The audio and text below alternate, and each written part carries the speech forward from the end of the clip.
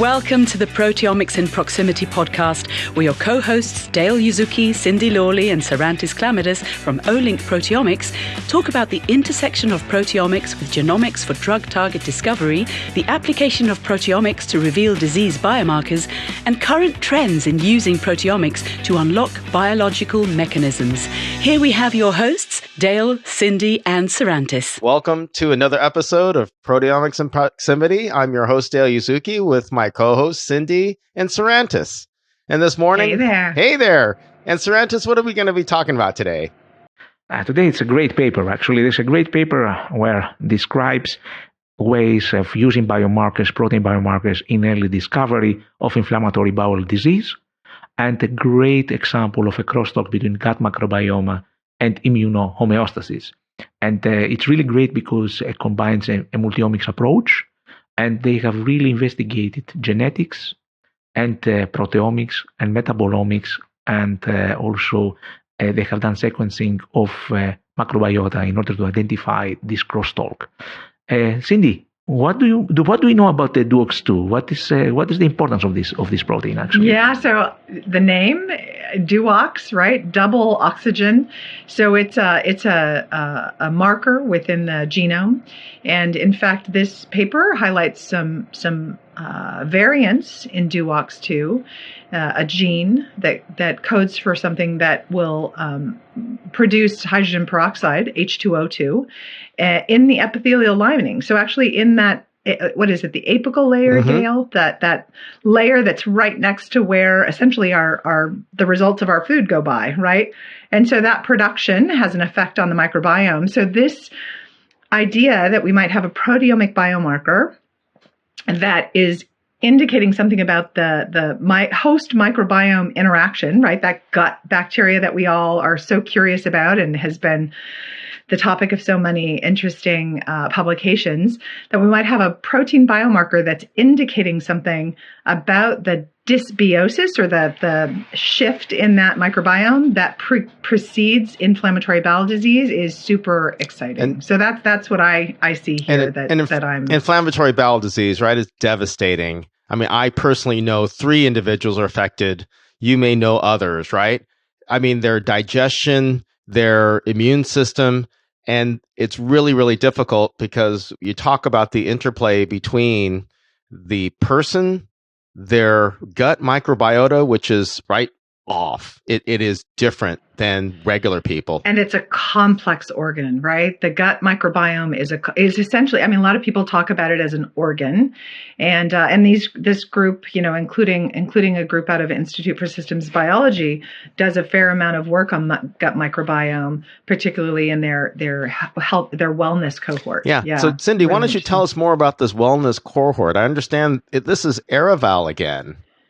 That's right. So Araval was a company that spun out of the Institute for Systems Biology. It was based in Seattle, and the team focused on collecting data longitudinally for a bunch of people that just opted in for reconsenting. So opted in for updating their consenting and recontact.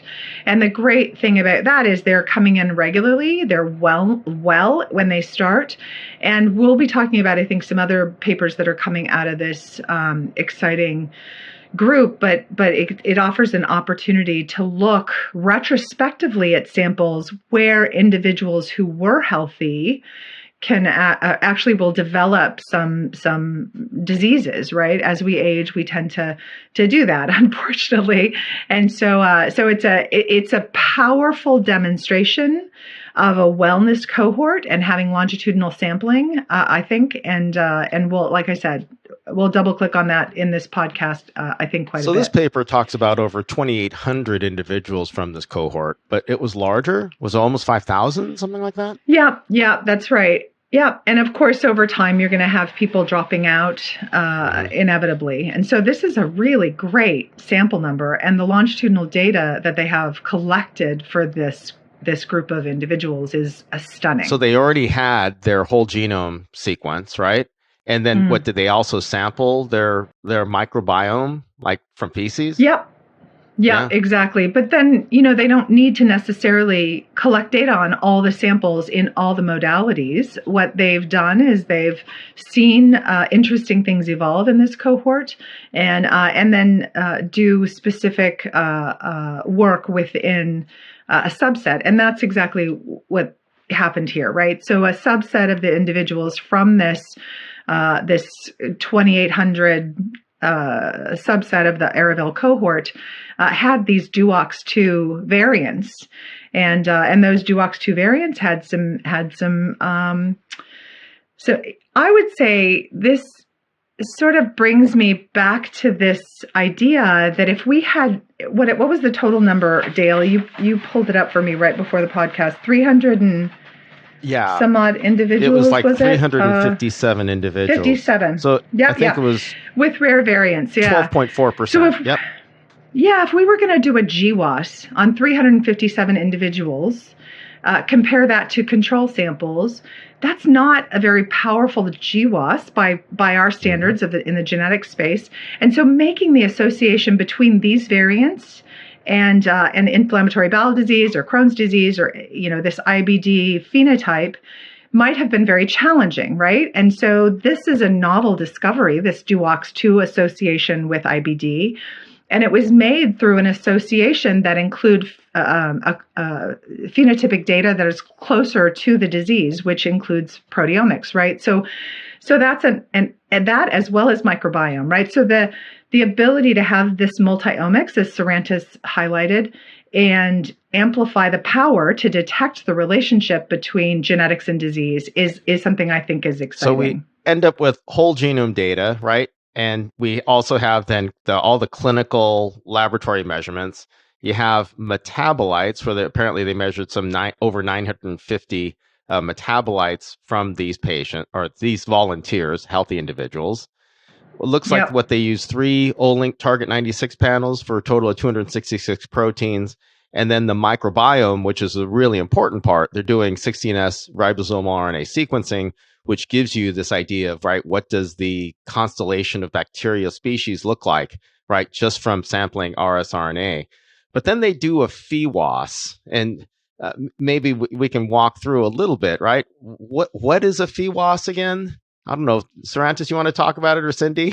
I guess. I'm not so familiar with the PheWAS, actually. To be honest, it's one of a few times I have seen it, have come across that, but I checked a little bit in the literature. It has to do with phenotypic associations and how these are correlating with the changes that happens in the genome, for example, right? And that's how I see it. This is like the correlation. Right, and the phenotype they're looking for is IBD, right? Yeah. So they have individuals with IBD from these 2,800 people, and they're saying what's associating, right, out of all this multi-omic data. Okay, you just say, well, Dale, there's how many different kinds of microbes in the stool? We're looking at 266 proteins and 950 metabolites and all these other clinical measurements. But then they zero in on this one particular enzyme, or is it an enzyme? Yeah, right. This dual oxidase 2. Yeah, it's an enzyme. Enzyme, yeah. And what is it doing? Produce. What is the function of DUOX2? Produce hydrogen peroxide. Oh, yeah, that's right. You mentioned that. Actually, you mentioned that, Cindy. It kills bacteria at the end. It's for killing the bacteria at the end, right? And that is adjusting the microbiome. It appears, right? I like to use the language that we're unveiling here in this paper. These authors are unveiling a little bit about the mechanism, right? Super exciting, but there could also be complexity that they're yet to uncover, which... So as far as that, we're here, right? Right. As far as that particular function, right, we have this idea of hydrogen peroxide, and we normally use hydrogen peroxide, right, to clean up as an antibacterial, right? It oxidizes things. Exactly. And so what is it then? DUOX2 is normally doing what in the body? I mean, DUOX2 in the context of these individuals is keeping a certain type of gram-negative bacteria away. Yeah, we're talking about homeostasis. At the end, whatever happens in biology is homeostasis, right? It's like the equilibrium. And when you have the shifting of equilibrium, then you have all of these pathologies. That's at the end according to Greek philosophy, also Aristotle talks about the equilibrium, right, and keeping the equilibrium. At the end, that's pretty much what we have in our body. Yeah, and, we need to have this balance. Looking the rare. Yeah, that's the thing. Yeah, and looking a little bit the rare mutations, they have mutations of frame shifts. Let's say in missense, we have different type of rare mutations in the DUOX2 that leads to loss of function. They have heterozygous individuals with loss of function allele, and of course this affects the level of DUOX2. And as a consequence, they have seen that this increase of IL-17C. So that's pretty now much we're how getting to the real nitty-gritty, the IL-17C. Yeah, but just to repeat what Sarantis said in terms of homeostasis, right? In the normal healthy gut with a normal functioning dual oxidase 2 sort of enzyme, right, at the surface of the gut lining, you've got gram-negative bacteria held at bay, right, because of the hydrogen peroxide. Apparently, there's some kind of segmented filamentous bacteria that's also a healthy bacteria that's associated, right, in that side of the gut that's facing, right, the external environment.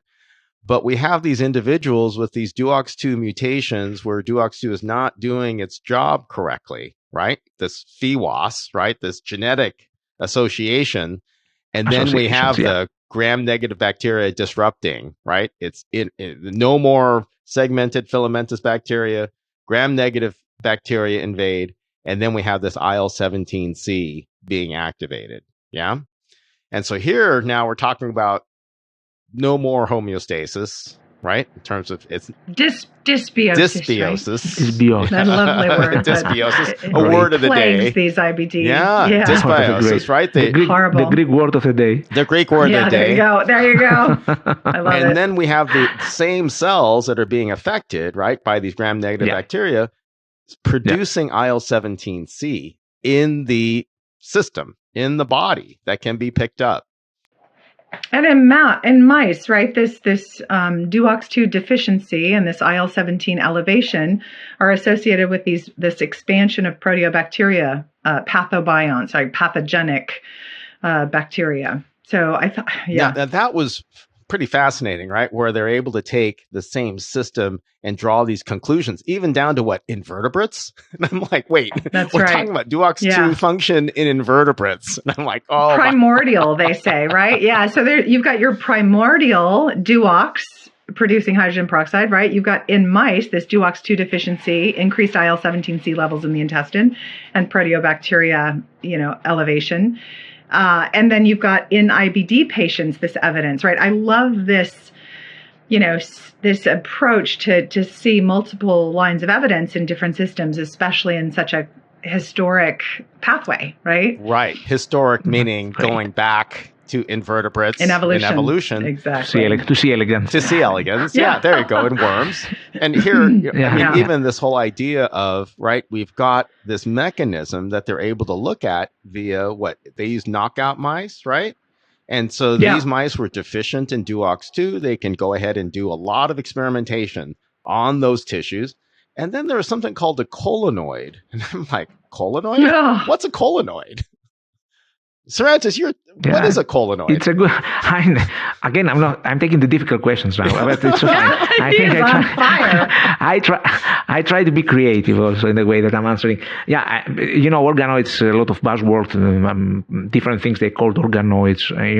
I'm guessing that what they are mean here is just a culture. They take a tissue and they culture this tissue like primary cell culture in a way, but keeping the integrity of the tissue, and they can do measurements of the proteome based on this tissue. I'm guessing this is pretty much what they're doing there. I see. And this is what calling it. But mini colons from primary tissue. Mini tissue in vitro or something, or 3D tissue culture or something, right? Yeah. You can hear also say that. But then, to take then that finding in mice and then being able to translate it to humans, right? To say that they believe that these sort of deficient individuals, and I thought one of the interesting figures was just how rare these variants were. I mean, but yet it was, in certain populations, it was like the odds ratio was really high, right? Was it Ashkenazi Jews as a That's right. population. That's true. And then there was That's true. another cohort that it seemed like these odds ratio estimates were pretty high because they were enriched, right? These populations have a lot of these DUOX2 mutations in the population. I just thought that was really interesting, where you can have then maybe a genetic test, right, where somebody's susceptible. Yeah, there you go.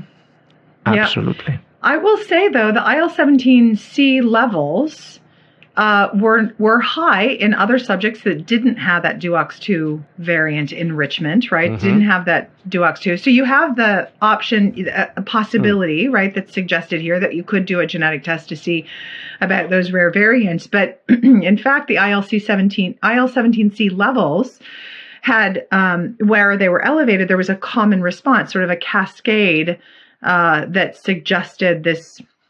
I don't know if they use the word inflammatory, but in my mind, that's what I picture. And I think this is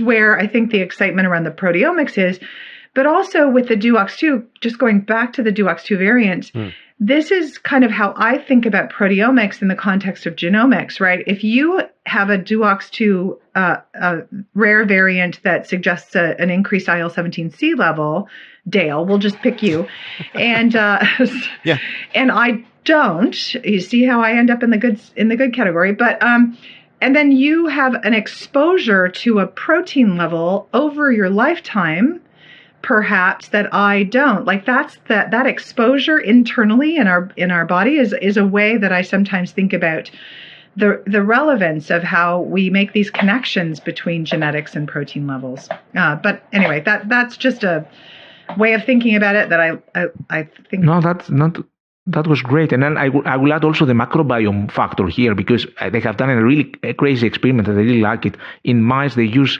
antibiotics to eliminate actually the gram negative, and they see that IL-17C levels, they drop down again, you know? That means there's so really like crosstalk with microbiome in the levels of the IL-17. Good word. So so one of the applications of this paper is, could fecal microbiota transplantation, FMT, or antibiotic treatment for people, right, with this dysbiosis, right, where the gram-negative bacteria are where they shouldn't be, is pretty, how do I say, remarkable, right, to think this is a potential sort of mechanism by which, again, knowing the mechanism suggests therapeutics.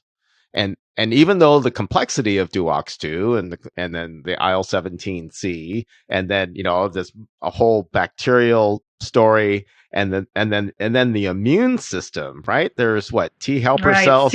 Oh, go ahead. Yeah, CCR6, the chemoattractant for lymphocyte and dendritic cells, right? There's FGF23. I don't know. There's just a cascading. Interesting. This mucosal immunity, intestinal mucosal immunity, has a protein signature that I think can be shifted and has that potential to provide value. Well, we should probably highlight the Crohn's and Colitis Foundation actually in this discussion, right? So Crohn's and Colitis Foundation, of course, has developed a subset of proteins that are useful in helping identify in a pediatric cohort which of those kids is likely to develop complications from their diagnosis of IBD, right? So again, longitudinal cohort that they followed, and they came up with this signature that helps them, have the potential to score and insert a pause between taking out a kid's bowel, which seems like a pretty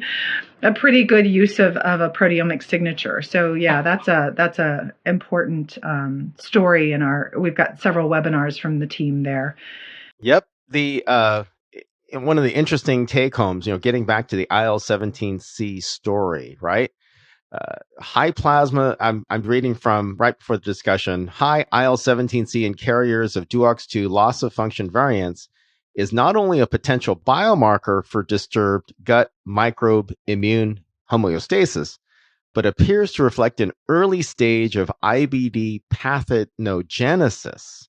So here, now we're talking about a biomarker that could be an early predictive marker, right, of disease. And you think, wow, by studying genetics, by studying, right, phenotype, by looking at multi-omics, here it is, we come up with a plasma biomarker that. Yeah. And you're doing it simultaneously, or they're doing it simultaneously, right? So I don't know if you remember the Alnylam story, whereby, hereditary amyloidosis has this diagnosis that's based upon a gait test, like your walking test in your doctor's office, right? And so that is sort of a difficult thing to diagnose, but you can have the genetic test very early and know you've got a predisposition for it. You just don't know if it will ever penetrate and come into ever actually be diagnosed with it. It took time for them to identify a protein biomarker that had promise for that diagnosis. Here, they're doing both at the same time, right? So here you've got a potential for a genetic test, but maybe these people never develop IBD, right? That's a good point. And so you can do the genetic test, and then you know who you will have to monitor over time. And again, this is all research use only, right? But we're talking about the potential for the future to what would be the clinical utility of something like this. And that seems like a comment on that, probably more to the philosophical point of view. It's like at the end, having a genetic test will help our prediction, because there are so many rare, let's say, mutations that at the end you will never know the real levels of your protein, right? Because at the end what cares is the proper levels of DUOX2, independent of the mutation or not.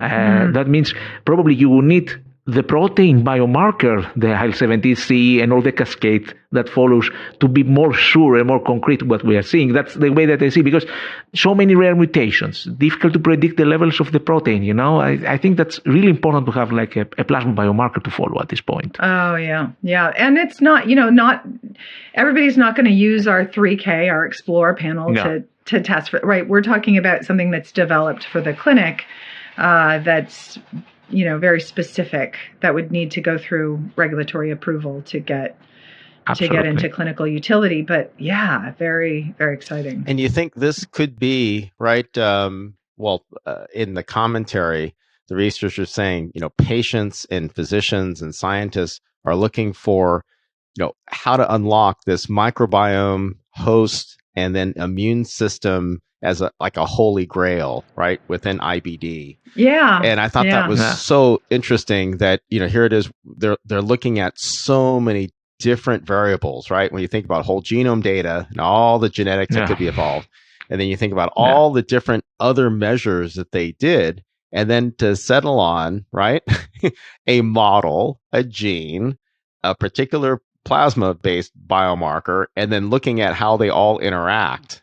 It's just really, really interesting. And with, down to the types of microbiota that are being affected. It's so cool.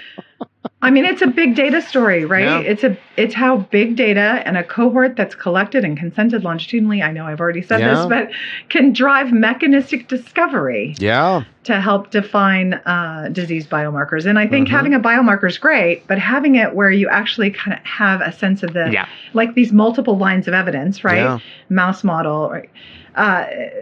Having multiple lines of evidence and some mechanistic understanding of it makes it so much. I'm much more comforted in seeing it implemented in the clinic, and I would hope it has the potential to move to the clinic a little more quickly when we actually have that mechanistic insight. Sorry, go ahead. Dave. I was going to say that after reading a paper like this, because it was pretty dense, it's pretty intense, right? A lot of, it was maybe 12 or 14 pages of heavy duty reading and lots of immunology, which can be difficult to grasp. We had mouse models in terms of dual knockouts. We have all these multi-omics, and yet it's almost as if, man, this is like the final word, right? Meaning this is one conclusive, right, particular avenue. And then it makes me think, wow, it was only 250 or so proteins in the plasma. What if they did an Explore 3K on it, right? And then I think, wow, I don't know, Cindy, maybe you can shed light on this. Does the UK Biobank collect fecal, the microbiome samples from individuals? Not to my knowledge. Yeah. I haven't seen any studies on it, which I would expect. I know they're doing metabolomics on samples in the UK Biobank, but my understanding is it's on plasma. Don't quote me on that, but I just haven't seen any data come out on the microbiome on those patients. Because that data set, right, that 16S ribosomal data is super important because that's 1/3, right, of the whole story here in terms of, right, how that microbiome is interacting with the host. Any final comments on this? I mean, this is such a cool paper, right? Even though it was published in 2021, this association with inflammatory bowel disease and its practical application and a wonderful multi-omic story. I mean, it'll be really interesting to follow. Yeah, it is. It's a great story. And so I'm thinking in the show notes, we can maybe even put some of these proteins in our Insight app and provide a link to the ability to browse through those, because I think looking at these pathways might be really interesting. And just to remind folks around our Insight app, we've had a podcast about this before, but essentially it's a browser where you can very quickly, what I love about it is that you can actually convert gene names to UniProt IDs, and UniProt IDs are there's only one UniProt ID per protein, whereas we've got multiple gene names for them. So that's really handy, but also being able to just look at the pathways and see which proteins we have in our panels that you can get at that pathway through multiple proteins versus the ones that we don't have in our panels. And that also helps people to identify the ones they want us to put in the panels. And we have a mechanism by which you can request proteins to be included in our future product development efforts. And so that, we've talked about how we're trying to cover the proteome, right? We've got 3,000 today, but certainly our R&D team is working hard on covering more. Yeah, thank you for bringing that up, Cindy. Insight.olink.com is how to access this free resource. There's some really great tools inside it, even if people wanted to browse publications by biomarker, right? I mean, wouldn't that be very good point? Wouldn't that be interesting, to punch in IL-17C and see what other publications come up?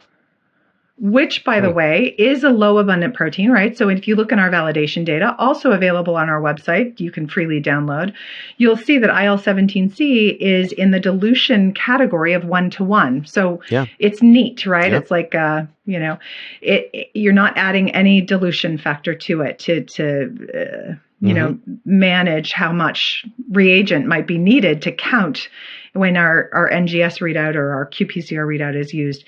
And so that 1:1 suggests that it's in that area that we've talked about before, where Olink has really shined a light that makes it much easier to see these low abundant proteins than some traditional methods that we, of course, have already made lots of great discoveries using mass spectrometry, for example. Yeah. But this low abundant area, I think this is the number of publications we have in our 1,100 plus publication database.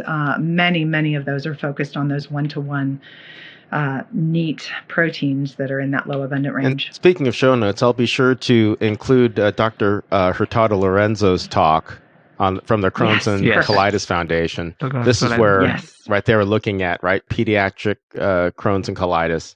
And it's a remarkable story in terms of, was it maybe 70 or 80 real-time PCR markers that they had developed from biopsy tissue, but then they went to plasma and they found a much smaller signature that's much more practical, right? Instead of using biopsy tissue and real-time PCR, here it is, they're able to look at circulating biomarkers. Some really exciting work. Yeah, and that team has created, of course, it's a nonprofit, Crohn's and Colitis Foundation, but they've created a ventures arm for that entity in order to bring investment in to take things like this to the clinic, right? And they're funding the majority of Crohn's and colitis research in the world. In fact, I was at a meeting in South Africa in Cape Town a couple of weeks ago, and there was a poster on IBD, and I talked to the authors, and in fact, they were also funded by the Crohn's and Colitis Foundation. So that was, it's just a small world in some of these disease areas where the movers and shakers are really making a difference. Yeah.